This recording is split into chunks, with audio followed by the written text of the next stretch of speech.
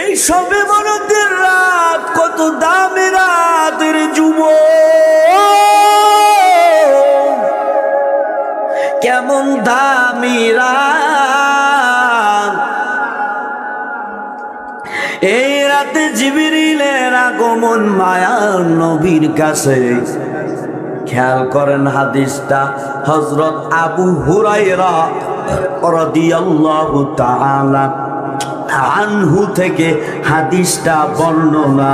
হাদিসের ভিতর খুঁজে পাইবেন সবথেকে সাহাবী উনি বেশি হাদিস বর্ণনা করেছেন। ওই সাহাবীর নাম হলো হযরতে আবু হুরায়রা রাদিয়াল্লাহু তাআলা আনহু। ওনার যদি জীবনে বলতে যাই কত কষ্ট করছে ইলমের জন্য, হাদিসের জন্য, রাত পার হয়ে যাবে, বলার সময় নাই। খেয়াল কর হযরত আবু হুরায়রা রাদিয়াল্লাহু তাআলা আনহু বর্ণনা করেন। হাদিসটা খেয়াল করেন, সবে বরাতের রাতের কত দাম। জিবরাইল এসে মায়ার নবীকে বললেন, ও মায়ার নবী, আপনি একটু আসমানের দিকে তাকান। একটু আগেও মুতালা করে আসছি, গাড়ির ভিতরে পড়ে আসছি, বানায় কথা না বাবা। নবী আমার আসমানের দিকে তাকাইলেন, আসমানের দিকে তাকায়া নবী দেখে জান্নাতের 8টা দরওয়াজা খোলা হয়েছে। আল্লাহু আকবার, হাত উঁচু করে বলেন আল্লাহ। या इलाही मुझसे मुझको दूर कर, ताकि देखो मुझ में तुझको एक नजर। या इलाही तू मेरा माशूक है, या इलाही तू मेरा महबूब है। জান্নাতের কয়টা দরওয়াজা? সবাই বলেন আরো জোরে। জান্নাতের 8টা দরওয়াজা আল্লাহ খুলে দিছে। খেয়াল করেন, মায়ার নবীজি গায়ের জিবরিল, এই জান্নাতের 8টা দরওয়াজা কতক্ষণ খোলা থাকবে? জিবরিল বলে, ও নবী আমার, এই জান্নাতের 8টা দরওয়াজা সকাল পর্যন্ত খোলা থাকবে।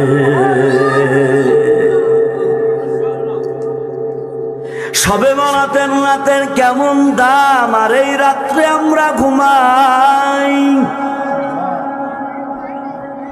খেয়াল করেন, নবীজি জান্নাতের প্রথমটা দেখলেন।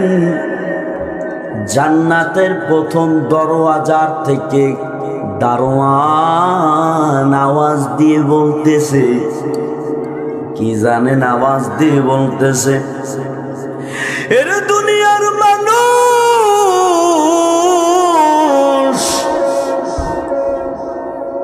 জান্নাতের 8টা দরওয়াজা আজকে খোলা। আমি প্রথম জান্নাতের দরওয়াজার থেকে ঘোষণা দিলাম, কে আসো আজকে যারা তওবা করবে, আজকে যারা মালিকের কাছে তওবা করবে, এদের জন্য আজ এই জান্নাত আল্লাহ রেডি করে রাখবে। আল্লাহু আকবার বলেন। এবার দ্বিতীয় জান্নাতের দরওয়াজা থেকে দারোয়ান ঘোষণা দিবে,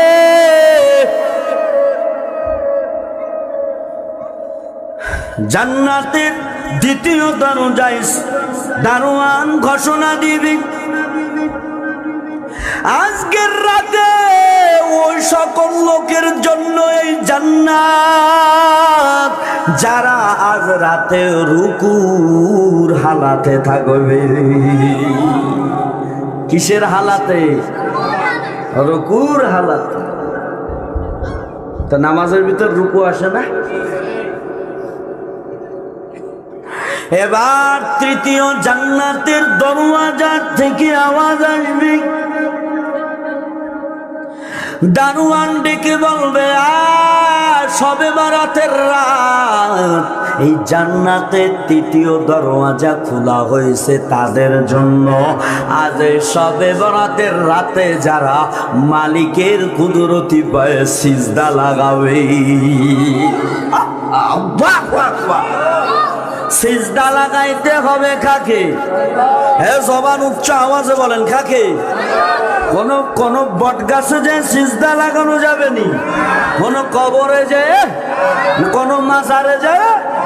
কিছু বেয়াকুব আছে মাজারে যায় সিজদা লাগায়া কয়, ওরে বাবা ছেলে মেয়ে হয় না, আমার একটা সন্তান দাও না। উযুবিল্লাহ। সাথে সাথে ঈমান চলে যাবে। কি চলে যাবে? আরো জোরে বলেন। ঈমান ভাঙ্গার কারণ 10টি। কয়টি? অনেকে জানি না। ঈমান ভাঙ্গার কারণ কয়টি? তার ভিতরে একটা আছে যে কোন আল্লাহকে সিজদা ছাড়া অন্য জায়গায় যদি সিজদা দেওয়া হয় তার ঈমান চলে যাবে সাথে সাথে। নাউযুবিল্লাহ। তাহলে আল্লাহকে ছাড়া আর কাউকে সিজদা দেওয়া যাবে? মুন্সিগঞ্জের মুসলমান জোরে বলেন, আল্লাহরে ছাড়া সিজদা দেওয়া আর কারো দরবারে সিজদা চলবে? এরে মুন্সিগঞ্জের মানুষ, আল্লাহকে ছাড়া যদি সিজদা দেওয়ার হুকুম হইতো, নবী আমার বলে সর্বপ্রথম আমি তার স্ত্রীকে তার স্বামীর কদমে সিজদা লাগাইতে পারো না বলতাম। সেই হুকুম হইছে? আচ্ছা, আমাদের দেশের বা কোথাও মাজারের চেয়ে আমার নবীর মাজারের দাম কি কম? জিব্বালারা কথা বলেন, কম? নবীর মাজারে সিজদা চলে? কথা বলেন। তো নবীর মাজারে যদি সিজদা না চলে তো এরা কারা? এদের মাজারেও সিজদা চলবে? নবীর মাজারে সিজদা দেওয়া হবে? কেউ দিছে? হাজী সাহেব আছে না? হাজী সাহেব আছেন আপনারা? কখনো দেখছেন নবীর মাজারে সিজদা দিতে? তাহলে এরা কারাই? পাগলের গোষ্ঠী। আল্লাহ হিদায়াত দান করুক। আমিন জোরে বলেন আমিন। রাগ হইতেছে? আপনারা আবার দেননি 2-3 সিজদা দেননি? আবার সিজদা চলবে কা? জিন্দেগি মে বন্দগি তু করনা হ্যায়, জিন্দেগি বে বন্দগি শর্মিন্দা হ্যায়, জিন্দেগি মে বন্দগি তু করনা হ্যায়, জিন্দেগি বে बंदगी शर्मिंदा है। यहाँ हम सब मुसाफिर दिन न लगा, अहल दिल की नजर से रूह करो ताजा, शाह दौलत सब फकीर गारनेक ने,